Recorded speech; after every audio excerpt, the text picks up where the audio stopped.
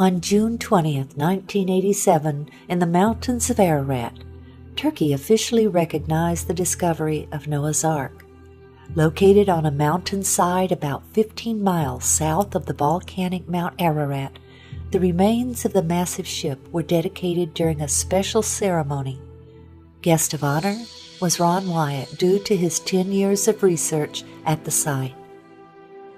The story began in 1957 during the Cold War, when aerial photos taken of eastern Turkey while searching for Soviet missile bases revealed a strange boat-shaped formation in the mountains about 6,300 feet above sea level. Life magazine reported on the story after an expedition from the United States went to the site in 1960. Blowing holes in the strange formation, the members of the team came away with the conclusion that there was nothing there of any archaeological interest. Ron Wyatt, like many others, read the story, but he was of the opinion that the site needed further exploration. There had been many claims of seeing Noah's Ark on the volcanic Mount Ararat, but Ron knew that it was a stratovolcano, and he believed that nothing would have been able to survive there. He noted the biblical account of the location of the ark. And the ark rested in the 7th month, on the 17th day of the month, upon the mountains of Ararat. Urartu, the biblical Ararat, was a large region in eastern Turkey. This location was certainly feasible. But the factor that captured his interest the most was the length given in the Life magazine story, 500 feet. Most people were looking for a 437-foot Noah's Ark based on the Hebrew cubit, but Ron again went to the Bible to learn more. And Moses was learned in all the wisdom of the Egyptians. Moses was the author of the Genesis account of the flood.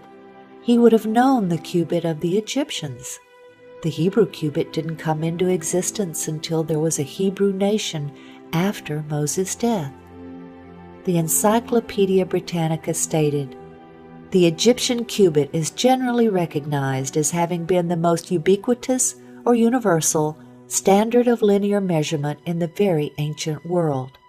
The royal cubit equals 20.62 inches.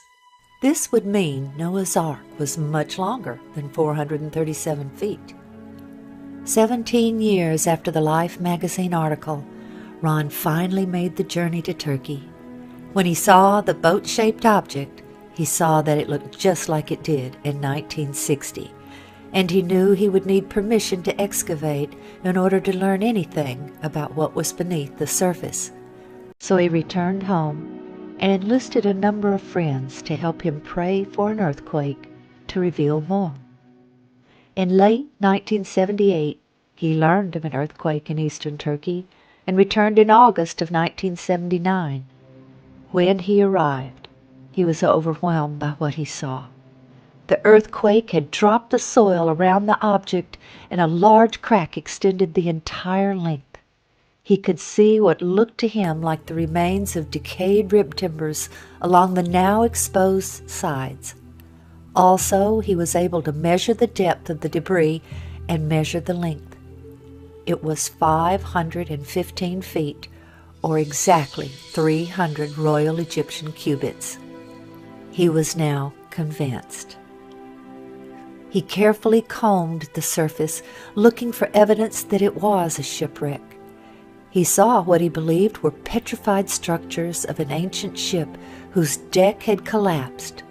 He saw what looked like deck joists and deck support timbers. Of particular interest was the fact that the ship appeared to be impaled on a large outcropping of limestone. He concluded that this indicated that the ship had slid into the rock from another location. Before he made his first trip to Turkey, he had done an experiment in a nearby lake, building mountain configurations out of rocks and floating a boat model by them to see the reaction of the boat. He noted that a crescent shape caused the water to pull the boat into the crescent where the boat remained and gently floated. The present location did not fit with the results of that experiment, so Ron decided to examine the area above the boat shape. The site was in a moving mud flow, so he followed the mud flow up the mountainside. About 1.5 miles up, he found a crescent shape of mountains. He saw that the mud flow began up here. When he arrived near the top of the ridge, he found an ancient stele, like an ancient billboard, which depicted the boat shape, the familiar mountain ridge, several birds, and 8 faces within the boat shape. Clearly, this was a reference to the ship of Noah and its 8 survivors. He noticed a taller mountain peak on the stele that was no longer visible from that location. He concluded that it was a small volcano that had erupted long after Noah's Ark had landed, and that it had carried the ship down the mountainside about 1 mile, where it was impaled on the limestone outcropping, then covered in lava. The lava then encased the ship like a time capsule. The volcano then collapsed after expending its lava and was no longer visible. He then theorized that as the lava began to decay, water seeped in and allowed the remains to be petrified or fossilized by the process called mineral replacement. Molecule by molecule would be washed away from the remains and replaced by molecules from the objects and substances above it. As he examined the area within the crescent shape, he found a large section, 120 by 40 feet, approximately, of what appeared to be fossilized wood in the ground. He believed this to be the bottom of the ship, the original landing site. His conclusion was that when the floodwaters subsided, the ark sank into the muddy earth. This held the ship upright. Then God sent the wind to dry the face of the earth. The portion of the ship that sank into the mud was now firmly embedded in the ground. Many years later, when the lava carried the ship down the mountain, the main body of the ship was ripped loose. Only this section remained in their original location. Around this area that Ron believed to be embedded petrified wood, he found specimens of rock which looked very unique to him. He took several samples, along with several specimens from the boat shape below. Back home, he sent them for analysis. The results showed organic carbon, which indicated that the samples were consistent with decayed and fossilized wood. They also contained metals such as iron and aluminum. The analysis of the strange-looking rock Ron had found about 1.5 miles above the site by the bottom of the ship was clearly the most exciting. His initial analysis had shown it to be metals and not rock. In 1984, Ron met and became friends with Colonel Jim Irwin, the former astronaut. Colonel Irwin was searching for Noah's Ark on Mount Ararat, but he was very gracious and was interested in seeing the boat-shaped site. Ron had brought a metal detector to the site to see if there was a pattern of metal readings. In the presence of Colonel Irwin and others on his team, Ron employed the detectors. He found distinct metal lines down the entire length of the object, while no metal readings were obtained just outside of it. Ron asked Colonel Irwin, who had impressive scientific community connections, if he could have the strange specimen tested. Colonel Irwin sent the specimen to Los Alamos National Labs, where geophysicist John Baumgartner performed the analysis. The results of that analysis captured Dr. Baumgartner's interest. The specimen contained manganese, also titanium and aluminum, among others, and these were not in the form found in nature. Due to the sophistication of the metals, he questioned whether a missile had crashed on the mountainside and Ron had found the remains.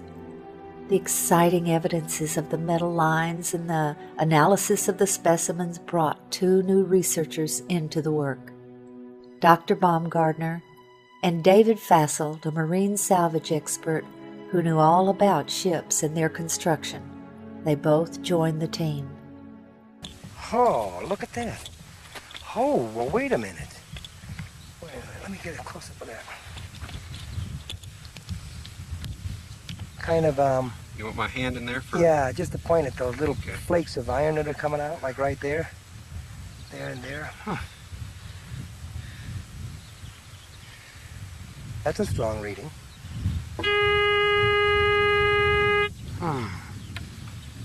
Well, I'd say that those frames right there. okay. Keep walking. Do you want a measuring tape to measure these things, how far apart they are?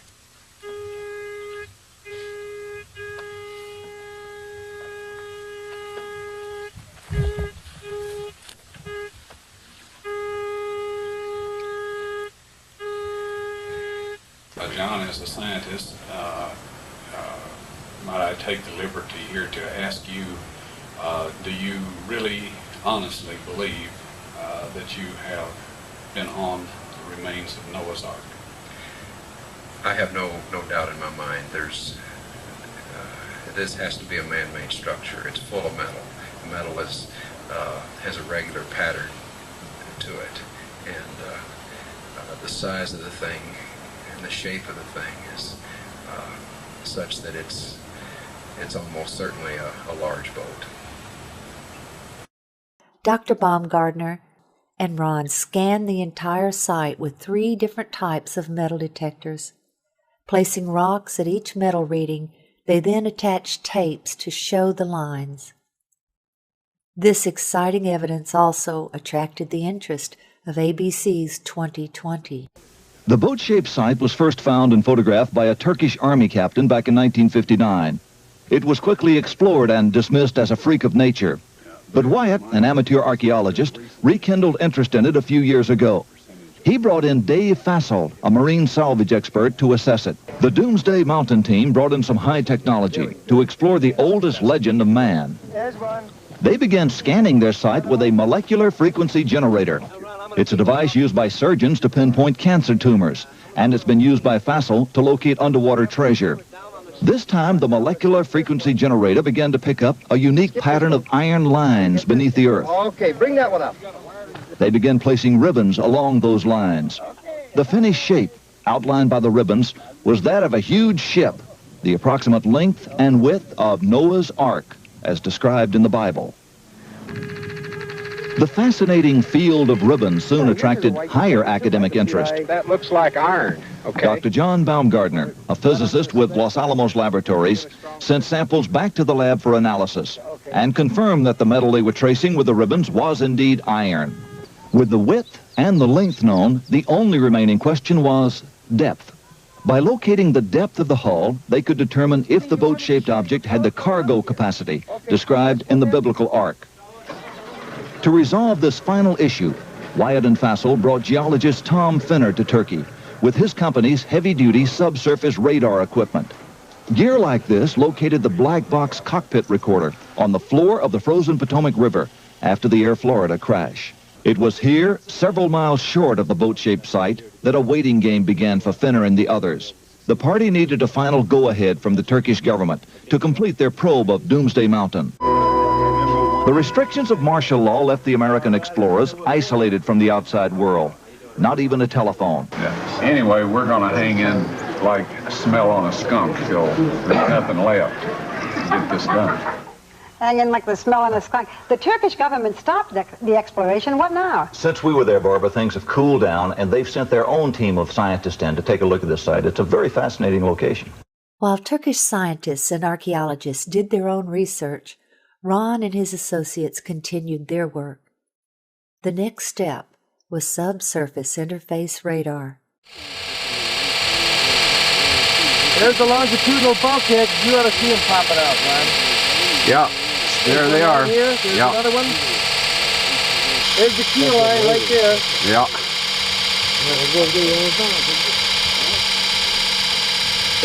All right, the lines are there. The lines are there. Okay, we're gonna walk over, Yeah, let's walk. take a look. Leave it running so everybody knows that we're not cheating here, right? You got it, Toby. Okay, now this is the west bulkhead. Okay, can you look through there? And All right, this is the west bulkhead. all right. That was over there. And he walked easterly. Here we start getting our longitudinal bulkheads. Here, here, here, here, here, here, here, here. Okay. Here. You see there how it shows up? Right. The initial scans were very impressive, showing internal structure consistent with bulkheads and rooms. But to be sure they were interpreting the data correctly, Ron took the scan printouts to Geophysical Survey Systems, the developer and manufacturer of the radar. This data does not represent natural geology. It's a man-made structure. These reflections are occurring very periodic, too periodic to be random natural type interface. There was no longer any doubt that this was the remains of something man-made. In late 1986, the Turks announced their decision. The ceremony was set for June 1987. During that ceremony, the governor asked Ron to demonstrate the radar on site for the journalists and military officials. When Ron showed them a readout that he said looked like an intact timber, the governor then instructed a soldier to dig right there. What emerged was this petrified section of fossilized hand-wrought timber.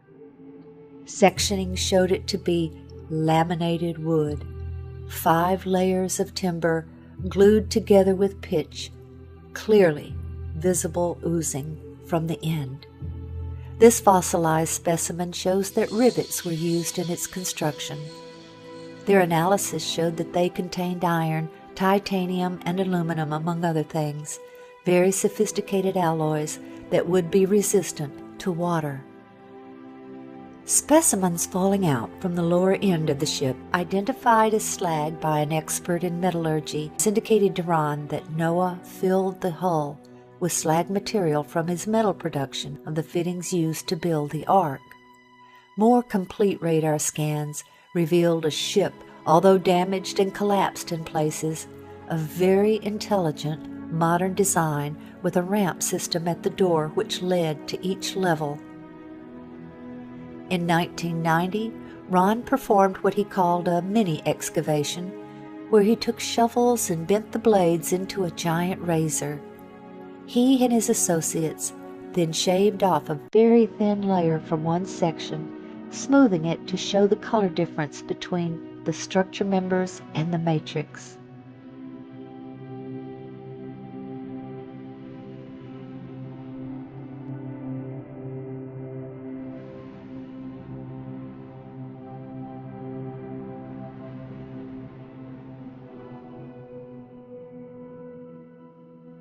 By faith, Noah, being divinely warned of things not yet seen, moved with godly fear, prepared an ark for the saving of his household, by which he condemned the world, and became heir of the righteousness which is according to faith.